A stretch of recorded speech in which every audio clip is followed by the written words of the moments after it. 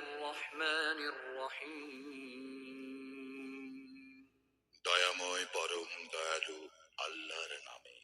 الحمد لله رب العالمين সকল প্রশংসা জগৎ সমূহের প্রতিপালক আল্লাহরই। الرحمن الرحيم যিনি দয়াময় পরম দয়ালু। مالك يوم الدين কর্মফল দিবসের মালিক। إياك نعبد وإياك نستعين আমরা শুধু তোমারই ইবাদত করি, শুধু তোমারই সাহায্য প্রার্থনা করি। اهدنا الصراط المستقيم আমাদেরকে সরল পথ প্রদর্শন করো। صراط الذين أنعمت عليهم غير المغضوب عليهم ولا الضالين